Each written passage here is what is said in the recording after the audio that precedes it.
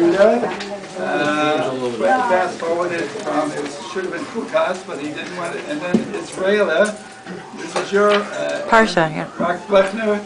So we're all very familiar with it. Unfortunately, I've made three other speeches on the same topic. So, plenty of resources here. So, what's it all about?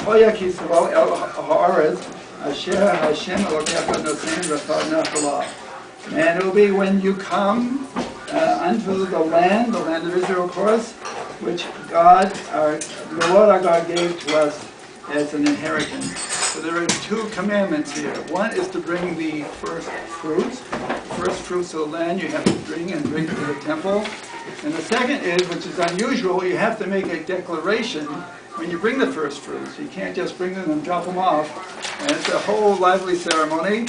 And what is the declaration? It starts like this, V'anisa, and then you say, V'yamacha lifnei Hashem. You'll say this before God, Elokecha, our God, Arami Oved Oved. So the authority here, Rabbi Scroll, says that Arami Oved Oved, it means that an Aramean, Arami, Oved, tried to destroy Avi, my father.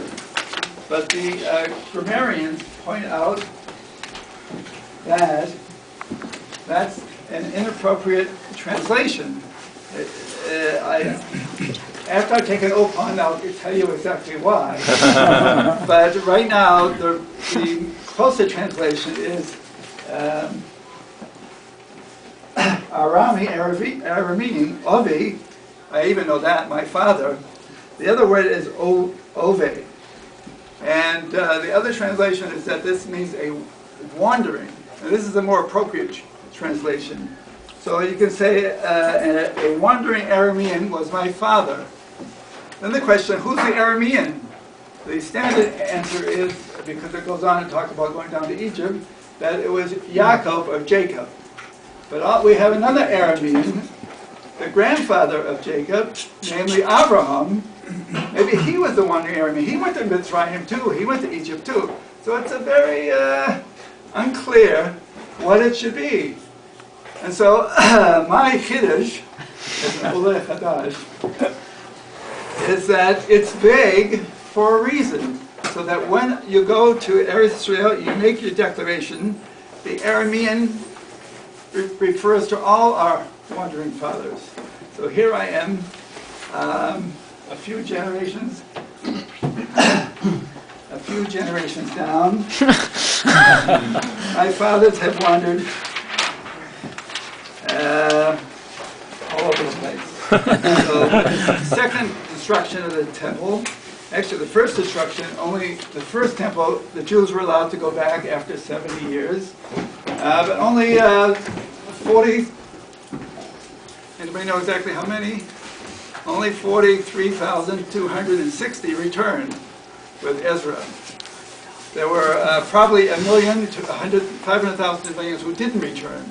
So only about 5 to 7% of the Jewish population at that time returned to Israel from Babylonia, where they had been exiled only 70 years earlier. But they got settled in, like a lot of us have. Our family's been here 130 years. So I have here a couple of you had seen the video of my father explaining how my family came here. So it turns out that I think my father's family, I know they came from Divinishak. We have here the Yisker book, which was the survivors of the Holocaust from this shtetl, not too far from where Joe Avalon's family came from. So those survivors wrote up here, but they survived after 1945. My grandparents left sometime before 1886, because my father's sister was born in Boston in 1886. My father was born 6 years later in Waterville, Maine, where we all grew up. My family grew up 6 years later. So we know that they came in the mid to early 1880s. So anyone know how many Jews were coming per year at that time? Come to the U.S. 50,000. Exactly, 50,000. That's all. And how many were coming to the Middle East, whatever it was then, but the Ottoman Empire then? Trickles. How many per year? 2,000. Yeah, about 5,000 per year. So I see I was wondering why did they come here and not go to the Middle East? And I said the majority were coming here. Whether they had family here or not before, I don't know.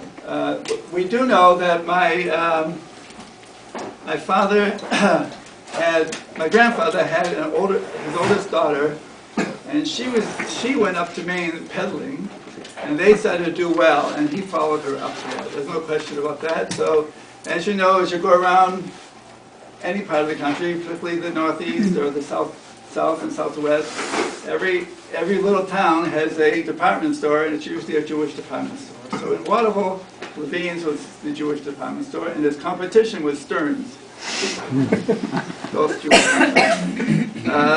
So that's how we ended up there.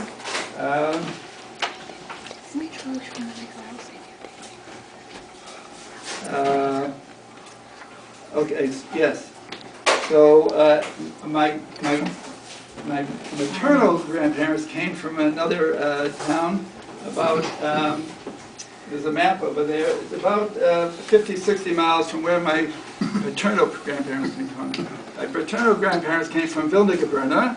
My maternal came from Minsk. So they're about 15 miles from Minsk and about 10 miles from Volozhin. So it's right in that Litvak area. So I'm a Litvak through and through. I married a Katsik Litvak, but what can you do? Okay, so here actually my first cousin here, I'm going to ask her. Gloria? Gloria here? I'm here. Who's this? Oh, it's my grandfather, What's his name? Louis Sam. What'd you know him as? Zadie. Zadie. So she's the second oldest grandchild of my grandfather. This was his picture that he was going to go to Palestine. And this is his passport photo. He never made it. He died shortly thereafter, right? In Pesach. He went into renal failure. But this was his passport photo. He was going to Palestine. I don't know if we had any family on that side in Palestine or not. As far as I know, not. Well, Isaac's brother was there. No. Right. So What year? this is 1953, probably. He died in 48 or 49. Ellen Zaneberg. Gloria, what year did Zadie die?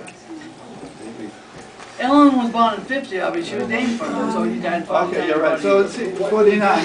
In the late 40s, somewhere in the late 40s. He came here about the turn of the century, about 20 years after my paternal He grandparents. was a virgin. 96. So he came alone and left a wife and two children, my first cousin's mother and her brother. He was in the 1900s already. About 1902, I think.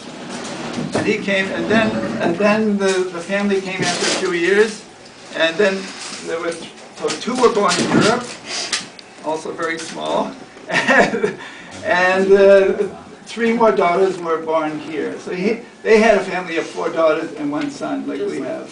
As did my wife's maternal, my wife's mother's family was also 4 daughters and 1 son. So this is the passport photo. So my first cousin knows her as Zadie, and she's the second oldest grandchild. Your brother. I am the oldest. Well, now you are. That's right. Irving was older than you. That's right. But I am the and you gave him the oldest. name. You and Irving gave him the name Zadie. I'm the oldest of the first cousins. But we knew him as Zadie Pa. Because my mother used to call him Pa, so we put the Zadie together. Probably. That's how he got That's his my name, name. Zadie Pa. He's Zadie Pa the second. And So he is Grinch. I have heard of one other Zadie Pa.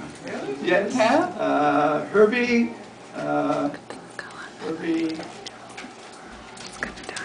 Weinberg's wife's grandfather. Oh. I think it's cute. Okay.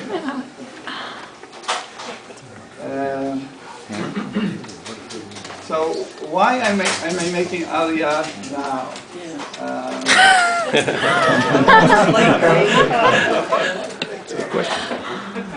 You see, we've only been in this country 130 years, so we were in Eastern Europe.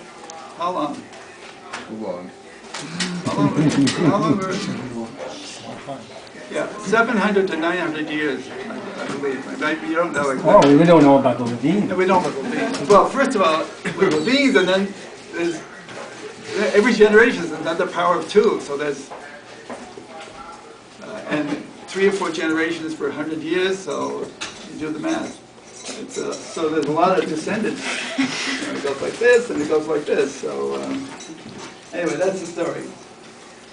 So why am I making Aliyah now? Well, for one thing, many of you may know, I had a wake-up call about a year ago that I had serious heart trouble, got 2 stents, and so it's now or you don't do it.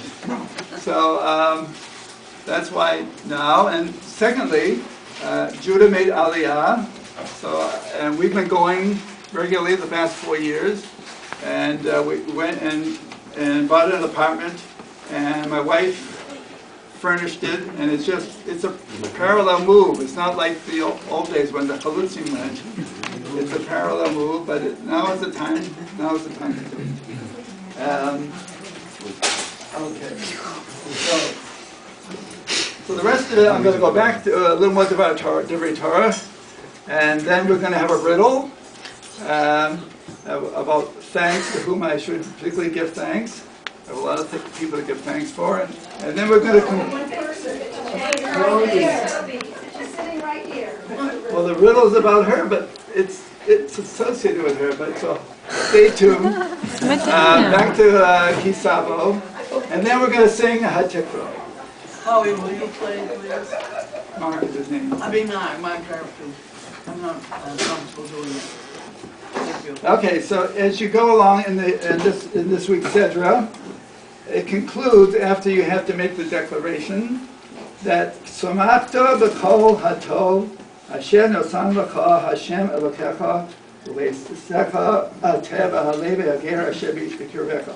Not only must you make this declaration, but you must make it the Somachta. You have to rejoice when you make it. You can't just go do a bracha. You got to really rejoice in all the fact that you're bringing Bikurim in Eretz Israel and with everyone else in the community. So I listen every week to this OU program called from a guy named Phil Charnovsky. Phil Charnovsky is a huge Zionist. So, did anyone know? I grew up with his wife, Tony. Oh, so you know him? Yeah, very well. She grew up in... Charnovsky sounds like Charnovsky. It does. The next town to Waterville is Augusta. They had a department store named Shanowski. Chanowski's. So I think he's part of the same We almost family. bought the camp. So give him my regards. I'll go from anyway. He works Anyway, at the OU Center. yes, right. He's at the OU Center. So he's a huge Zionist. So don't take this too personally, but this is what he has to say. So, the Arizal, Isaac Luria, is that right? Arizal? The Arizal was a mystic, Kabbalist, and he says bringing the first fruits is a tikkun, is a repair for what we did wrong, the hate of the Meraglim, the sin of the spies. You know that we were supposed to go into Eretz Israel. You go to Egypt, you get out of Egypt, you get the Torah, and then it's time to go. And they were going to go, but they sent these spies out. They wanted to send these spies. The spies wanted to spy out the land. Okay, go spy out the land. They go spy out the land. They come back, and what do they say? Great place. No, it's a great place, but no place to live. Right? They said they brought back these fruits. And these first fruits are the same first fruits we bring for Bikurim. They brought back pomegranates, figs, and grapes. So the Arizal says, well, the the Bikorim is a making up for the wrong